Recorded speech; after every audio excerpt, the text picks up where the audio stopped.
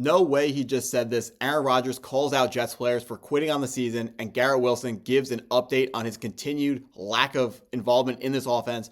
And we get an update on Olu Fashanu's injury versus the Los Angeles Rams. What's up, guys? Welcome to Jets Digest. I'm Matt. If you're not subscribed, please take a second, hit the button. Really helps me and Chris out a lot. Hopping right into this video, Aaron Rodgers, after the game, interviewed, and he said, you got to figure out what it means to be professional. I think that's an important part of building culture. And for the last 2 weeks, we can really see who's on board moving forwards and who is ready to get out.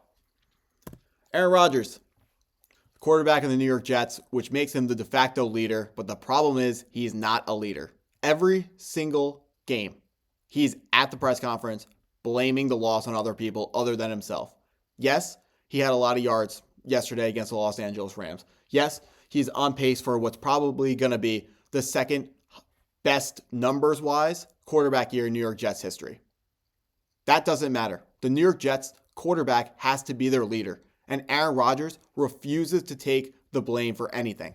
We saw it a couple weeks ago with Mike Williams when he threw the interception, and he said, you got to run on the red line, and Mike Williams deviated from the red line, and that's why the final play, offensive play for the Jets was intercepted. Mike Williams, a couple weeks later, clapped back at Aaron Rodgers with a hashtag red line on Twitter. So who knows? Only the coaches know who's right on that discussion, but Aaron Rodgers certainly doesn't come out of that looking pretty good. So he's talking about guys quitting on the season in the Jets locker room. 4 wins with 2 games left in the season, not where anyone anywhere around the Jets expected to be. Guys are quitting out, which is understandable because it sucks. They want to be a lot better than they were, and they're not. Quitting out is, of course, never, ever okay, but Aaron Rodgers is not the guy who has the qualifications to call people out. He's not a leader. You can't do the stuff that, you can't do the calling out part of being a leader and not the taking the blame part of being a leader. Now, if it was a different quarterback who, after a bunch of games, said, this loss is on me, something like that, even when it's not, because that's what leaders do, that Aaron Rodgers can call people out. That's when you earn the respect of the locker room to be able to call people out. Aaron Rodgers has earned respect in this league, of course, by winning 4 MVPs, winning a Super Bowl, and being one of the best quarterbacks of all time. But this year, he's not playing well enough to earn that respect. Yes, his numbers are phenomenal. There's only one number that matters most when you're a quarterback. That number is 4. That's the amount of wins he's led us to this season. He is brought in to win 2 or 3 or 4 games on the final drive of the game. A guy like Aaron Rodgers, you're supposed to put him on the field with 2 minutes left, and in the crowd, they're supposed to say they left too much time on the board. Aaron Rodgers has thrown pick after pick in situations like that, and he has no business calling out other players like this. And I hate seeing this quote, but we're going to move on to Garrett Wilson, who has been much more professional for the New York Jets. Even though his role has been diminishing since the beginning of the season, he says, I would love to be more involved, love to make an impact on the game, but if people see it differently, then that's out of my control. Just try to do what I can do. So, Garrett Wilson continues to give very professional answers at the podium when trade rumors are swirling around. A week ago, Rich Cimini comes out and says players in his circle believe he will demand a trade in the offseason. We already broke down why it makes a ton of sense for him to demand a trade in the offseason, even though the Jets do control his future contractually. However, Aaron Rodgers clearly loves Davante Adams. He throws to Davante Adams a lot. But Garrett Wilson is still an elite talent, and he deserves more targets than what he's getting right now. He has, going into the fourth quarter, he only had 4 targets on the game. That's not even close to enough for a guy with Garrett Wilson's talent level. Aaron Rodgers, I know you want to feed your guy Davante Adams, but Garrett Wilson has to be more involved. Now, the trade rumors are not what any Jets fans want to see, seeing how Garrett Wilson is pretty much the number one guy the Jets fans love. He's like the most beloved player on the entire team, so we don't want to see him go, but he has decided, he knows for a fact that the best thing for his career is to play somewhere else. Now, whether he decides to stay on with the Jets or not, that will be determined in the future. He changed his Twitter to till the wheels fall off, so it sounds like he wants to be a Jet. The important things to note, 2 weeks ago, there were reports coming out that pretty much confirmed that he was being traded. Then they cooled off a little bit, but even though they've cooled off a little bit, nothing that we have seen has confirmed that he's staying. So just remember that. If he demands a trade, do not be caught off guard, because you guys heard it here first, heard it before other people heard that this was going to happen. Garrett Wilson, he deserves better, but he might stick around, and I would love for him to stick around because he is my favorite player on the New York Jets. Getting into this Olu Fashanu injury. Fashanu suffered a foot injury in the fourth quarter of the loss to the Rams. The injury could prove to be serious. He suffered the injury, of course, on the field, tried to get back in the game, but was helped to the sidelines and then carted to the locker room from there.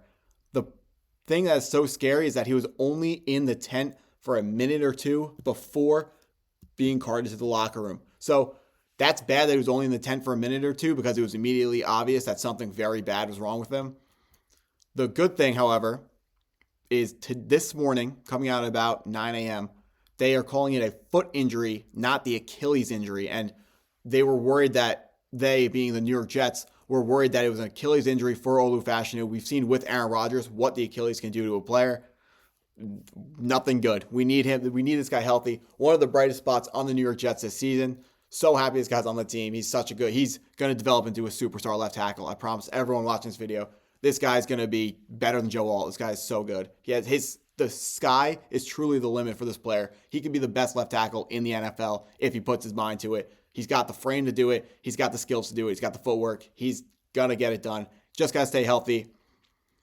The foot is, of course, a not as bad injury as the Achilles, because the Achilles would be that 8 to 10, potentially, months of rehab and getting back on the field. The foot is going to be a lot shorter. We need this guy back for training camp next year, because he's got to get integrated with the offense. I want to see what he can do with a full offseason of work as a starting left tackle for the New York Jets. There's been a noticeable difference with the offensive line play when Olu's been in versus when Tyron Smith was in. Tyron Smith, phenomenal left tackle for his entire career other than this year.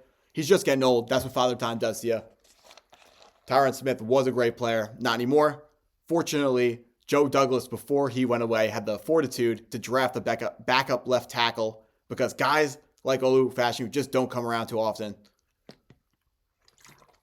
Absolutely great pick. We need this guy for the future, and we need him back healthy for the future.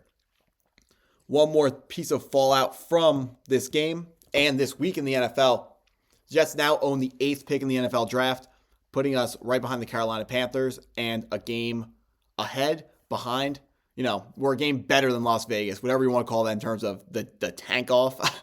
I'm not sure whether that would be ahead or behind, but we are lower on the list, getting a higher pick than the Las Vegas Raiders, which matters a lot because they want a quarterback. They're going to be trading up for a quarterback wherever they are on the board. If the New York Jets can get ahead of the Las Vegas Raiders, they might be able to pick up some extra draft picks from a trade down with the Las Vegas Raiders.